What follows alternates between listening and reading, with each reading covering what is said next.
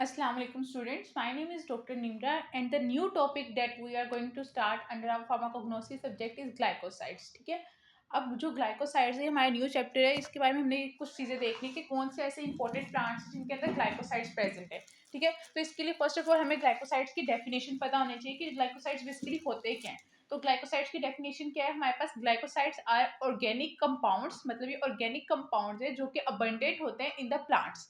मतलब वो organic compound है जो ज्यादातर प्लांट्स में पाए जाते हैं. आप ज्यादातर प्लांट्स के अंदर ग्लाइकोसाइड्स को फाइंड करते हो. ठीक है, ये ऑर्गेनिक कंपाउंड्स है अबंडेंट इन प्लांट्स. और ये क्या है? हाइड्रोलिसिस के, जब इन ऑर्गेनिक कंपाउंड्स की हाइड्रोलिसिस होती है ना, तो ये हमारे पास एक शुगर कंपोनेंट देते हैं और एक नॉन शुगर कंपोनेंट देखते हैं. ठीक है, हाइड्रोलिसिस का तो आपको आइडिया होगा ना कि ब्रेक डाउन होती है जब इन कंपाउंड्स की in the presence of water. मतलब ग्लाइकोसाइड्स की जब आप ब्रेक डाउन करवाओगे in the presence of water तो ये क्या यील्ड करेंगे, मतलब आपको क्या देंगे? एक शुगर कंपोनेंट देंगे और एक नॉन शुगर कंपोनेंट देंगे. ठीक है, अब जो शुगर कंपोनेंट होगा उसका नाम होगा ग्लाइकोजन या फिर ग्लाइकोन पार्ट. ठीक है, ग्लाइकोजन या ग्लाइकोन पार्ट. और जो नॉन शुगर कंपोनेंट है उसको आप कहोगे ए ग्लाइकोन या ए ग्लाइकोजन. ठीक है, तो ग्लाइकोसाइड्स की डेफिनेशन क्या हुई हमारे पास? Glycosides are basically organic compounds which are found abundantly in plants, and these compounds on hydrolysis give the sugar component. Sugar component is also known as glycogen या glycon, and the non sugar component is known as a glycon और a glycogen. ठीक है, ये होगी हमारे पास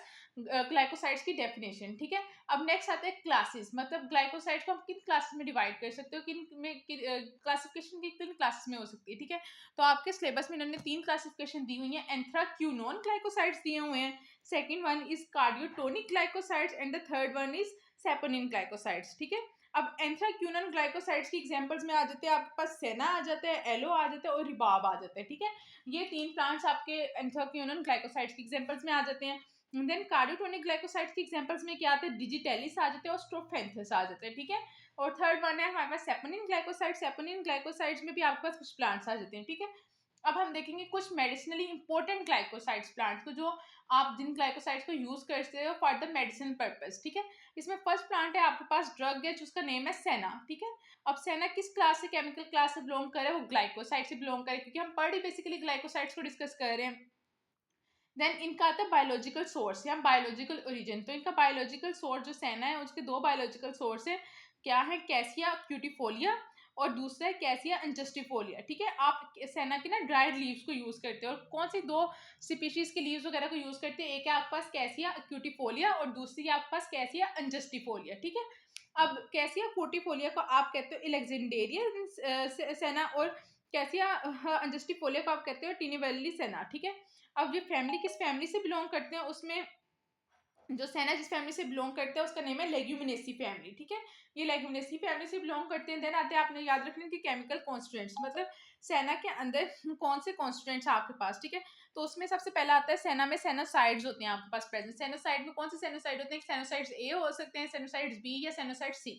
ठीक है, इसके अलावा और केमिकल कॉन्स्टिट्यूएंट्स कौन से इसमें होते हैं? एलोइमोडिन हो सकता है आपके पास, और एलोइमोडिन ग्लाइकोसाइड्स हो सकते हैं. ठीक है, नेक्स्ट आते हैं इसके मेडिसिनली यूजेस. मतलब आप सेना को किन किन पर्पस के लिए यूज कर सकते हो? तो आप इनको बेसिकली ना कॉन्स्टिपेशन को ट्रीट करने के लिए सेना को यूज करते हो. ठीक है, तो इसके यूजेस में आ जाएगा आपके पास कथार्टिक, लेक्सेटिव और परगेटिव.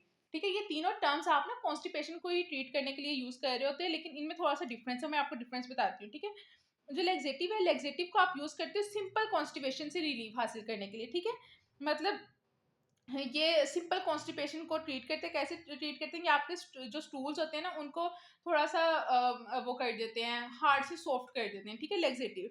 जबकि मतलब लेग्जेटिव बिल्कुल माइल्डेस्ट है, बिल्कुल माइल्ड है. ठीक है, जो परगेटिव होते हैं वो स्ट्रोंगर देन लेग्जेटिव होते हैं. ठीक है, मतलब अगर कोई ज्यादा आपके पास इंटेंसिवली आपके पास कॉन्स्टिपेशन है तो उसको ट्रीट करने के लिए आप कैथार्टिक्स लेते हो. ठीक है, और कैथार्टिक्स आपके पास कैथार्टिक्स को आप क्या कह सकते हैं? स्ट्रॉन्ग लेग्जेटिव्स आ जाते हैं जो आपको, जिनको आप कैथार्टिक कहते हो. देन आते हैं परगेटिव. ठीक है, परगेटिव क्या होते हैं? सॉरी, जो लेग्जेटिव्स होते हैं वो माइल्डेस्ट कॉन्स्टिपेशन को ट्रीट करते हैं. जो परगेटिव होते हैं वो स्ट्रॉन्गर देन लेग्जेटिव होते हैं. और कैथार्टिक जो होते हैं ना वो सबसे ज्यादा स्ट्रॉन्ग होते हैं. ये थोड़ा सा मिस्टेक होगी. ठीक है, मतलब सबसे कम है laxatives, then purgatives, then cathartic. ठीक है, मतलब कैथार्टिक सबसे ज्यादा मोर इंटेंस जो होते हैं वो होते हैं हमारे पास कैथार्टिक. और कैथार्टिक को आप कब यूज करते हो? अगर आपने कोई मेडिकल प्रोसीजर करना है, आपने बाउल की क्लींजिंग करनी है, देन आप कैथार्टिक को यूज करते हो. ठीक है, अब सेकंड प्लांट सेना के बाद कौन सा प्लांट आता है आपके पास? सेना के बाद आता है आपके पास एलो. ठीक है। अब एलो का बायोलॉजिकल ओरिजिन क्या है? एलो का जो बायोलॉजिकल ओरिजिन है वो है एलो बार्बाडेंसिस। ठीक है। एलोवेरा तो आप सबने देखी होगी, आपके घर में यूज होती होगी, जिसका आप सिनोनिम, जिसका कॉमन नेम जो है वो गवारगंधल होता है। इसका बायोलॉजिकल ओरिजिन आपने याद करना है, एलो बार्बाडेंसिस। ठीक है। और ये किस फैमिली से बिलोंग करता है? लिलिएसी से बिलोंग करता है। और इसका क्या चीज आप यूज करते हैं? ड्राइड जूस, जो एलो बार्बाडेंसिस के लीव्स होते हैं उसके अंदर का ड्राइड जूस, जो ड्राइड पल्प होती है, आप उसको यूज करते हो। ठीक है। और ये किस फैमिली से बिलोंग करते हैं? लिलिएसी फैमिली से एलो बिलोंग करते हैं। देन आते हैं इसकी कॉन्स्टिट्यूएंट्स, किसके अंदर कौन से केमिकल कॉन्स्टिट्यूएंट्स प्रेजेंट है? उसके कॉन्स्टिट्यूएंट्स में आते हैं आपके पास एलोइन, बार्बालोइन या इमोडिन। ये 3 कॉन्स्टिट्यूएंट्स आपके एलोवेरा के अंदर प्रेजेंट होते हैं। ठीक है। देन इसके यूजेस आ जाते हैं एलोवेरा के। एलोवेरा के यूजेस क्या है आपके पास?